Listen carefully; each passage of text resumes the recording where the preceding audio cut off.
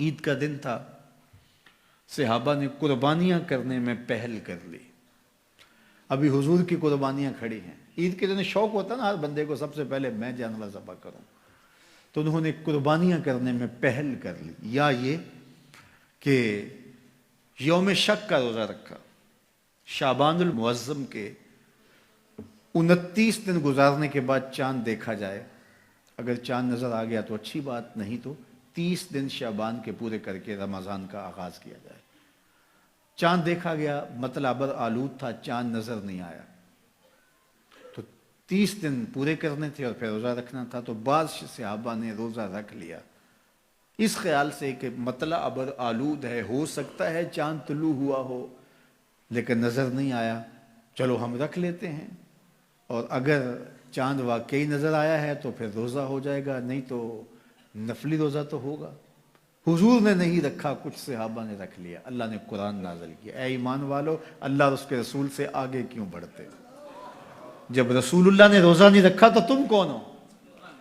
حضور کی قربانیاں کھڑی ہے، تم ذبح کر رہے ہو اور چاہتے ہو قربانیاں ہو جائیں گی۔ حکم آیا، قربانی تمہاری نہیں ہوئی لیکن چونکہ اللہ کے نام سے تم نے ذبح کیا ہے، حلال ہو گئے۔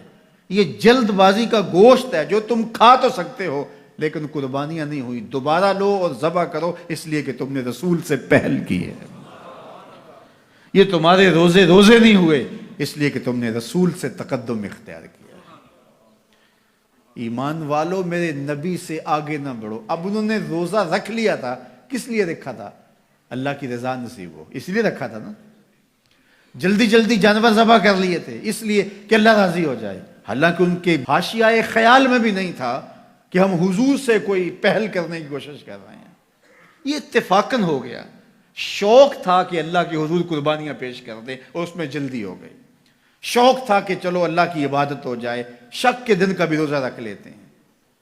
حضور سے کوئی نہ مقابلہ تھا نہ حضور سے جلدی کا ذہن تھا، لیکن اللہ نے کہا اگرچہ اتفاقاً ہوا ہے لیکن ہوا تو حضور سے پہلے ہے، لہٰذا میں اس کو گوارا نہیں کرتا۔ یہ تمہاری عبادت ہی نہیں ہے، تمہارا گوشت جلد بازی کا گوشت ہے، کھا سکتے ہو لیکن قربانی تمہیں دوبارہ کرنا ہوگی اس لیے کہ تم نے میرے رسول سے پہل کی۔ یہ ہے رسول اللہ کا ادب، یہ ہے رسول اللہ کی تعظیم۔ حدیبیہ کے مقام پر جب صحابہ نے پڑاؤ کیا، عثمان غنی رضی اللہ تعالیٰ عنہ سے فرمایا جاؤ تم جا کے اپنے رشتہ داروں سے کہو ہم لڑائی کے لیے نہیں آئے، ہم تو عمرے کے لیے آئے ہیں۔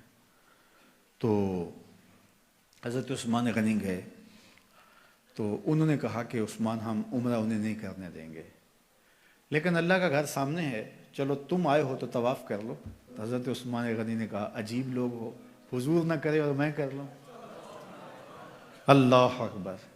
اچھا، صحابہ کے ذہن میں بھی یہ بات آئی، ان کو طواف کا وہاں موقع مل گیا ہوگا، بچھڑے ہوئے تھے، کتنا عرصہ ہو گیا تھا مکے کو چھوڑ کے آئے ہوئے۔ جب حضرت عثمان غنی واپس آئے تو کہا کہ عثمان تم بڑے خوش قسمت ہو کہ تم نے طواف کر لیا ہوگا۔ کہا تمہاری غلط فہمی ہے، میری خوش قسمتی یہ نہیں کہ میں نے طواف کیا، یہ کیسے ہو سکتا ہے؟ حضرت عثمان نے کہا میں 1 سال بھی وہاں رکتا تو طواف نہ کرتا اگر میرے رسول نے نہیں کیا۔ تو دین ہی وہ ہے جو حضور کے تتبع میں ہو، حضور کی اتباع میں ہو، حضور کے پیچھے ہو۔ حضور کے پیچھے لگ کے اللہ ملتا ہے، آگے چل کے نہیں ملتا۔ یہ صحابہ مزاج سمجھتے تھے، لا تقدموا بین یدی اللہ ورسولہ۔ اللہ اکبر۔ اس لیے خدا تک پہنچنے کا راستہ ہی یہی ہے، بخدا خدا کا یہی ہے در، نہیں اور کوئی مفر مکر، جو وہاں ہو یہیں آ کے ہو، جو یہاں نہیں وہ وہاں نہیں۔ وہی لا مکان کے مکی ہوئے، سر عرش تخت نشیں ہوئے۔ یہ نبی ہیں جس کے